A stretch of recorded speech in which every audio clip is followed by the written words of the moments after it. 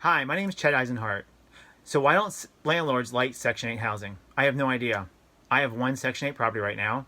I've owned that property for about 7.5 years. For the first 7, the tenant was paid straight rent. About 6 months ago, the tenant approached me about going Section 8. I called Section 8 with a few questions, in particular, like how do I evict the tenant if she doesn't pay, some other basic questions, and I was satisfied with the answers. The only thing I can think of for other landlords why they don't like it is maybe their places, they don't like the double inspection. Maybe the places aren't fixed up quite that nicely and they have to worry about someone nitpicking the details. I met the inspector at the property. This property is in York City, York, Pennsylvania. The same inspector that did the Section 8 inspection was the same inspector that had been there a month earlier for the city inspection, so it was actually no big deal.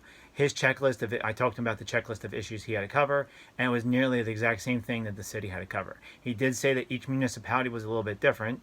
They were a third party that worked with the city. They're going to look for all the normal things: this peeling paint, smoke detectors in the bedroom, smoke detectors outside the hallway, carbon monoxide detectors in the same floor that the people live on, and by the furnace, handrails at the stairs, hot water at the faucet, GFI. Basically clean, safe, affordable housing. So it's all common sense. It's all what you should actually provide to treat people right.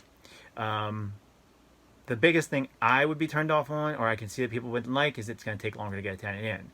So I have a property that I am going to put up for rent later today, and I think I'm going to list that one that actually advertised that I'm open to Section 8 tenants. So at that point, I believe the tenant's going to have me fill out a form. They're going to take it to Section 8.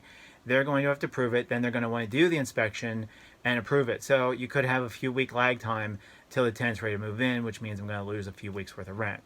However, as a long-term stable tenant, it's quite possible that tenant will stay there for years versus possibly someone moving in, me picking the wrong tenant, and 2 months later they're not paying rent and I'm back to where I was before. Some of the benefits I like: I get guaranteed money.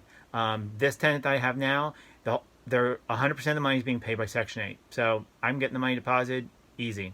Number two, I have a rent increase built into my lease. So annually I'll have a rent increase, which will be great. It's unlikely the tenant's probably going to move because she'd lose her lose her Section 8.